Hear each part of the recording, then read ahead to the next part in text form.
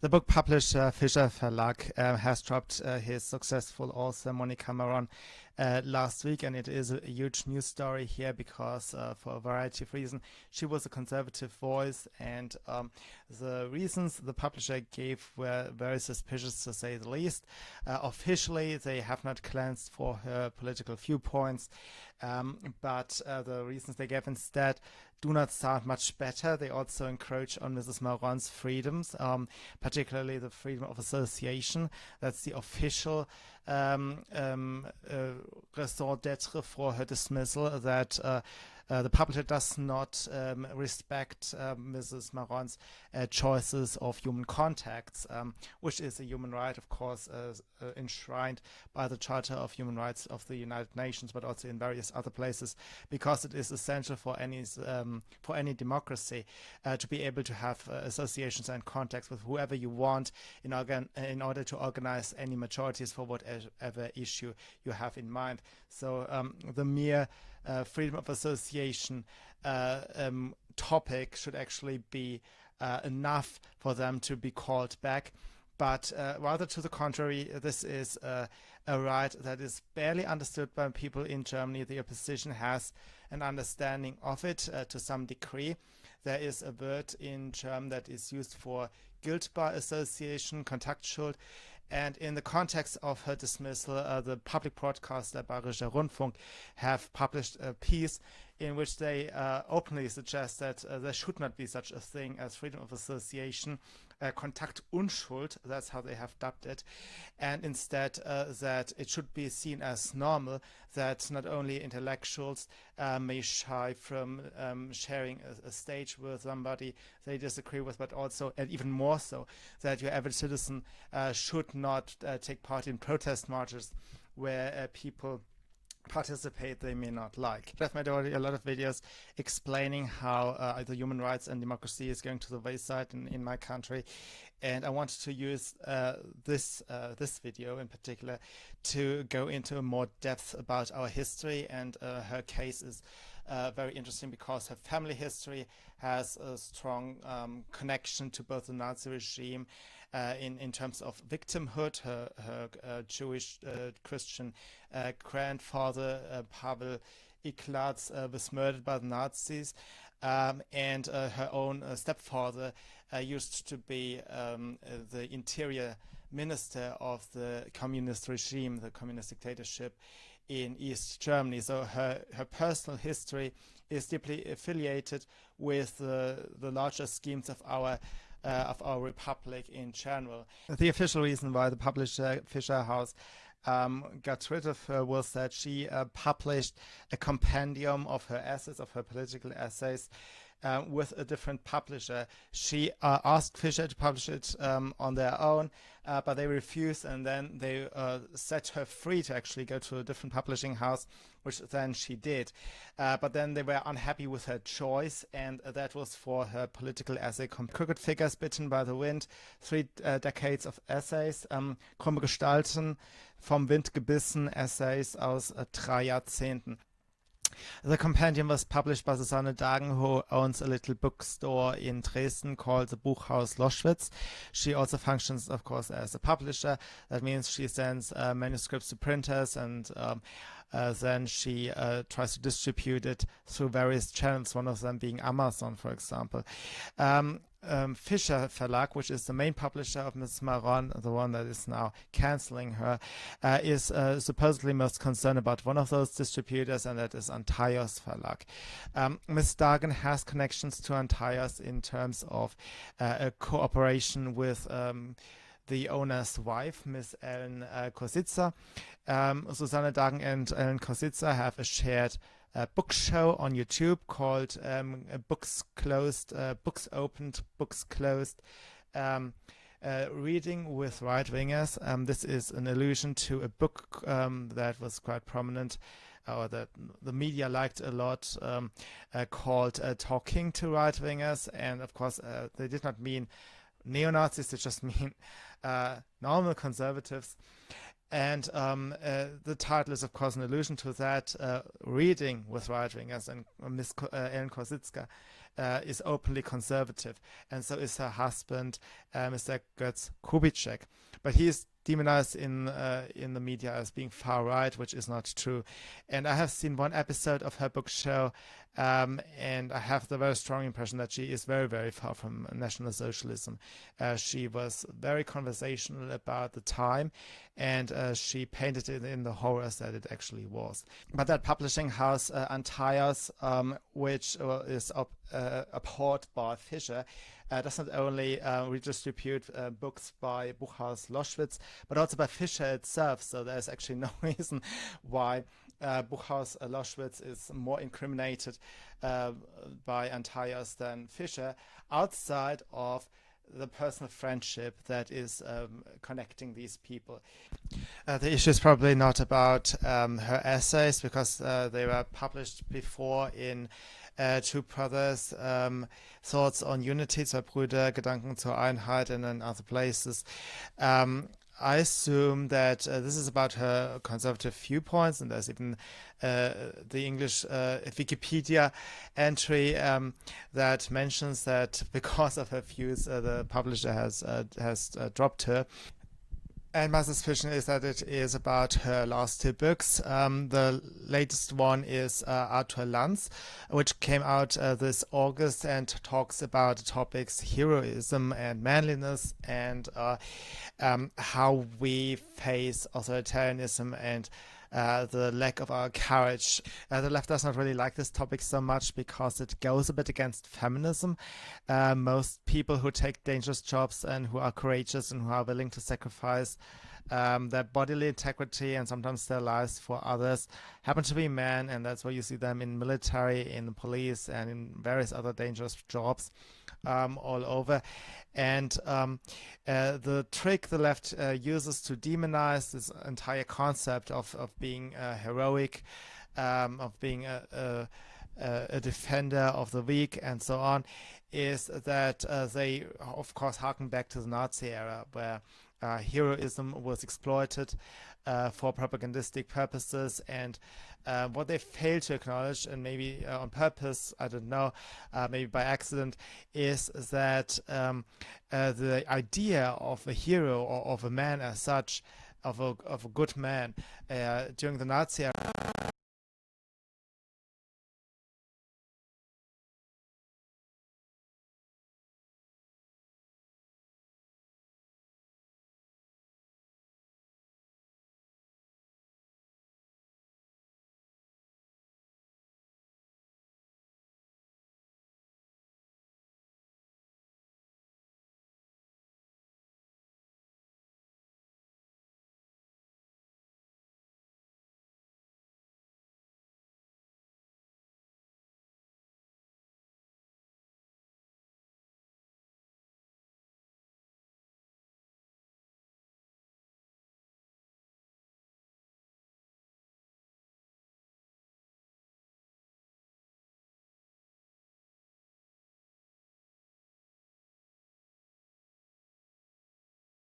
what's more, the novel actually touches on the necessity of heroism in all times, because some people laconically say, happy other times that don't need heroes, but actually every time needs heroes. And we look at California with the wildfires now everywhere.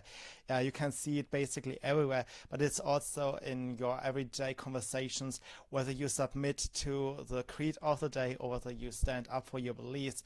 That is also a question of heroism, of course to a lesser degree, but it is ultimately all about how much you risk to protect others and to achieve something for other people. The tension between Monika Maron and her publisher started earlier with a novel that came before that, and that was Munin, or Chaos in the Head. And as the title suggests, it is about chaos coming into one's life, and in the story it was in the form of a singer that destroyed the quietness of the neighborhood. Munin is the name of the raven that flies into her window and talks to her. Obviously, it is an allegory, and it stands for the id in Sigmund Freud's structural model of your being, of your soul, and it stands for the animalistic part of the protagonist's being, and she has this dialogue with that animalistic part, and the animal says, of course, why do you care about refugees, for example? Just let die what cannot live. This is a quote, a direct quote. Just let die what cannot live.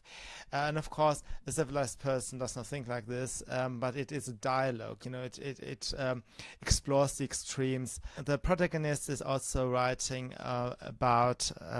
is writing a scholarly article about the War of 30 Years, and the questions about the disquiet of that war, how much it resembles, and not just the disquiet, but also the entire history, how much it resembles the ethnic and religious and opportunistic motivations of the conflicts in the Middle East and somewhere else. And she also asks the question that is very disquieting for people on the political left, namely, do we learn the right lessons from history? So normally you hear you either learn the lesson from history, which is always a given set of rules, or you are evil, or you are a Nazi, and so on. And her question, regardless of whether there is manipulation going on, and of course it is whether or not we should look into history as a more dynamic source of learning, and whether we should explore it regarding whatever present question we have in front of us, and learn from it dynamically, and not just as a one single individual point in history, but also in perspective with the view on other events in history as well, so that we can look into the overlaps and the differences and all of it, and have a more sophisticated view of it. As of now, we all see that we are totally fine, or society as such seems to be totally fine with an encroachment of freedom of speech, the encroachment of freedom of association, freedom of assembly. I could go on and on and on. And we become totally hysterical about the mustache, That's what upsets us. So for that, this was probably the reason why she was dropped by her publisher. Now, why all these prevarications and explanations and so on? Why don't they just say, screw her, she's a Nazi, and so on?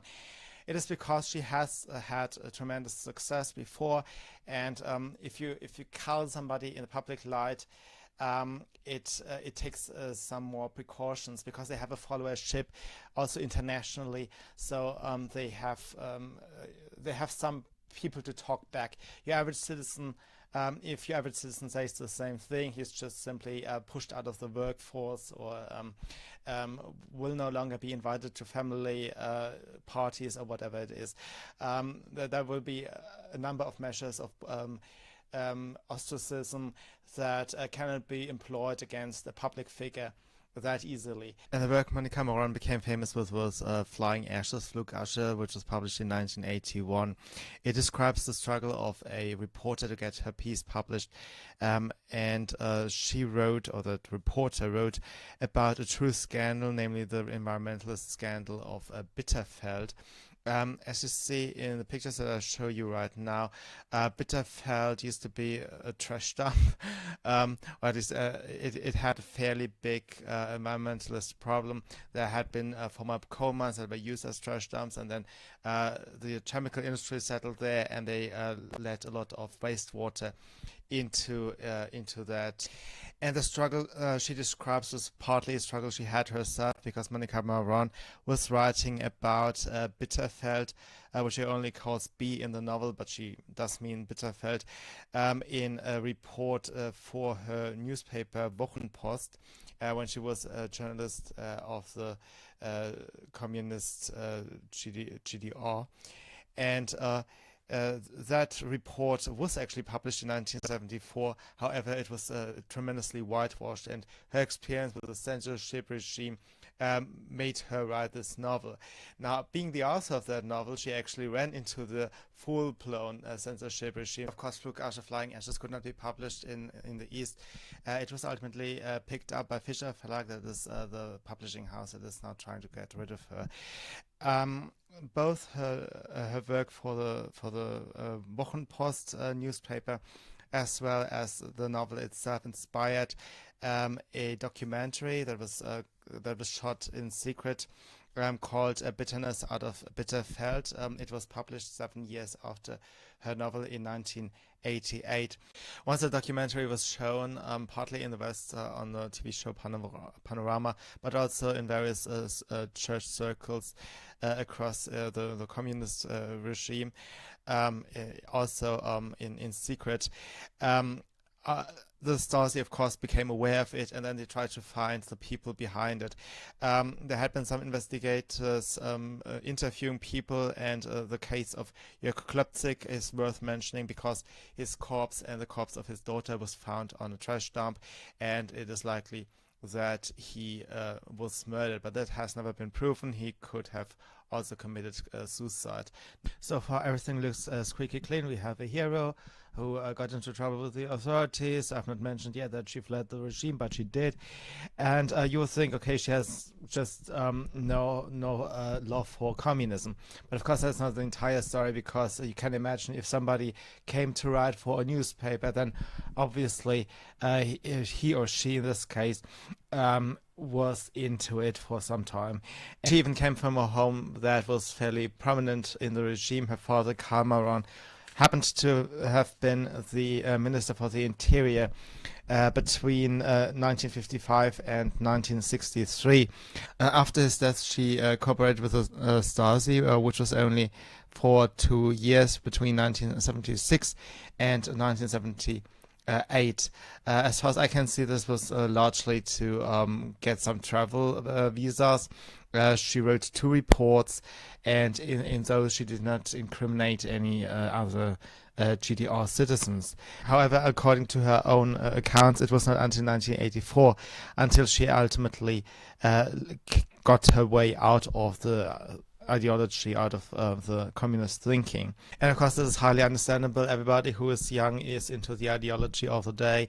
And it is even more so obvious if you come from a home that is deeply ingrained in the regime. As you can imagine, the topic of the ambiguity of cooperation with the perpetrators, the guilt, and victimhood at the same time runs through all of her literature. And there's one book that has a focus on it across sideways across the tracks. As it is translated as the title is translated on Wikipedia. The German original is called Quer über die Gleise. It was published in 2000, and it is a reflection of the value of the memory. So she says to herself, maybe she has just written 2 reports in her cooperation with the Stasi, but maybe there's more to it. And you also live in a constant state of delusion about your own past. This is fairly normal for all of us. So maybe her reports gave away more than they could. Maybe she could have been more silent about a lot of things. She could have stopped immediately or whatever, or she shouldn't have started the corporation. And when she did actually stop the corporation, the Stasi immediately started to survey her. Then she wrote the novel The Defekte, Die Überläuferin, which also deals with the topic of being a part of the regime and also being out of it. As the title already suggests, the defector is somebody who leaves the ideology, and the way she notices how unimportant the individual is in the collective of the socialist dictatorship was when she woke up and she could not move her legs. So the protagonist, when that happened, and she did not go to work, she did not show up anywhere, her friends did not call, her former boyfriend did not care about it, then she suddenly realized how unimportant your individual contribution to society is if everybody is staunchly pretending that we are all equal and your individual contribution does not matter. The protagonist was also then used in a second novel that was even more successful commercially, called A Silent Clove Number 6, Stille Zeile 6, in which she happens to become the writer or the secretary, really just somebody who writes down the words that somebody else has spoken. for a former authority of the regime. And this is closer to her biography because this elderly figure resembles obviously her stepfather, Karl Maron, the interior minister. And she kind of wonders in this novel, or lets her protagonist wonder how much somebody is already a collaborator if he just writes down what somebody else has said. And of course he is running through all his delusional history, claiming that his childhood was already about class struggle, and that he was totally aware of the oppression of the capitalists and so on. And she's just writing it, and she's really frustrated, and she hates him with her guts. And this is, of course, this ambivalence, the ambivalence, somebody she actually does pay attention to. She even turns up on his funeral, but also she hates him, and there's this tension between her own collaboration, her own guilt, and also her victimhood in the situation. By 1997, Monika Maron had the chance to turn her attention to something else but politics, and she wrote a love story between an elderly couple. Some politics are the backdrops of it. The woman comes from East Germany, the gentleman from the West, and they all bring their history and their subcultures to the table, and the dynamics of the reunification is symbolized by that couple. There is also a general sense of melancholia in that era that she tries to confer in her book. That was a rather elite-induced melancholia, I would say. I have already made a video about how Germany is rather mourning the reunification than rejoicing in it. And the reason is that a lot of people in the left never wanted a reunification, and they opposed it, and they called it nationalism and everything on the book, because secretly, I suppose, they loved the idea of socialism, even if it came with a dictatorship. Nevertheless, the mood that was portrayed by the media was fabricated on the backs of some cheap stories about, the individual who has lost his job and who would have elsewise had a career in the communist dictatorship. So there was this fabricated melancholia that is the backdrop of her novel, and it gives the reason for the title of it, which is Animal Triste. The phrase is taken from a Latin proverb, or at least I don't know, a saying. It goes, Triste est omne animal post coitum preta mulierem galumque, which means sad is every animal after coitus, except for the woman and the rooster. And what she means is that after the climax, we all should be happy, and after the reunification and the end of the dictatorship, we should actually rejoice the situation, and we should not be in a bad mood. Maybe I should apologize for the naughtiness of the title, but, well, we are European, aren't we? In 1999, Monika Maron published some commented letters, a compendium of the letters from her grandfather, Pavel Iklatz. He was a resident of the Jewish ghetto Pelchatów in Poland, and he was probably killed in the extermination camp Kulmhof. This camp is famous for murdering the Jews, or was famous for murdering the Jews through gas wagons. So they were not fixed chambers, but they were wagons, and they were used to transport the corpses into some woodlands where they were left in mass graves. It is not quite clear if her own grandfather was actually gassed, or if he was shot or died in a different way. All she knows is that he disappeared in April 1942, when that ghetto was attacked and eradicated by the Nazis. In 2007, she returned to Bitterfeld. That is the place that was a complete trash dump in the GDR. And she writes about, she writes some essays about the progress the city has made and how much of it the East Germans can be proud of. And I've already said in my video about the lack of cheering about our reunification, that there is a lack of highlighting of all the good that has come after the reunification. However, she is a bit naive when it comes to the type of industry that has settled there, because a lot of it was a failed investment of the state.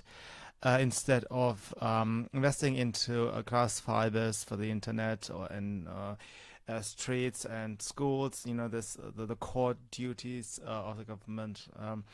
Instead of investing into that, they invested into solar panels. And I don't think this industry will last. At some point, the funds will be withdrawn and people will lose their jobs again. And, so what she praised is to some degree a great accomplishment. I mean, there were a lot of true accomplishments, but also Bitterfeld already shows the sign of a planned approach to economy that our government is running, and this is actually what these people try to get away from. The ease of the turn of the millennium was also reflected in her novels with Johanna Mertin as a protagonist. The first one was published in 2002 and is titled End Moraines because it describes her own mood with the landscape that she watches. Maybe I should say that continental European literature is driven is not so much driven by action, but rather by, or very often it is more driven by the description of the scenery and the action that is inferred into it by that description. So it is more an introspection into the protagonists or into other people's contribution to a story than a mere theater-based approach of literature that is more common in the English-speaking world. That's just by and large the picture, and End Moraines is very typical of that general European style. And in that novel, she describes, I think, the exhaustion many of the civil rights activists had after the reunification, because the entire purpose of your life, rebelling, putting out subversive messages and so on, that has gone, and now they find themselves in a situation where they don't know what challenges they can take on. This is, of course, an important topic, because tyranny robs you of your life contribution. Basically, you are wasting your life fighting off stupid people while the asteroids are still circling the Earth. Cancer is still undefeated, and the smart people, they are concerned and are dealing with the stupidity of everybody around them. So the effect of socialism or tyranny as such, the supremacy of the dumb people over the smart people, is what holds the entire society back. So instead of having the ability to contribute to something like cancer research, people are caught up fighting Islamism, for example. This is the reality of tyranny. It holds everybody back. If you think you are not directly affected, you will be affected indirectly. The second novel with Johanna Mertin was published in 2007 and is titled Oh Happiness, Ach Glück. It describes a failing marriage, and as I said, this is the time when things got bit more relaxed in 2007, but it is a bit of an allegory, because he is betraying her sexually, and she forgives him. She forgives him and she stays with him. However, she notices that a dog that she sees is just more jolly than she is, and suddenly she realizes how dull, how annoying her life is with that man. And she reflects on what she expected of her life. And again, we are talking about the disappointment that is very common in communist regimes. People do not leave because of this or that moral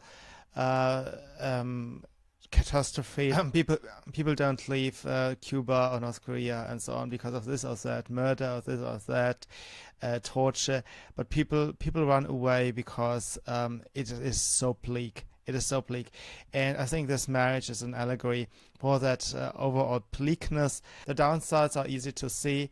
The moral corruption is easy to see. But there are fewer and fewer upsides. And this is what makes her consider leaving him. The decision is not made, but it is that tension between staying and leaving. In 2013, she published a book called Zwischenspiel or Interlude, which is a novel about dream sequences where she meets the dead and talks about life and hardship and diseases and God knows what God in the world. And this is a more artsy, womanly book. I think it just reminds us all how great the world was still in 2013, when we could just reflect on these overall topics without any world politics getting in our ways. So I hope after my little presentation that you have learned a bit more about our history and about our culture, and also the importance of her voice, which will remain with us, but also, you know, the gravity of the mistake made by her publisher, Fischer Verlag. Thank you for listening, and I'll see you soon. Bye.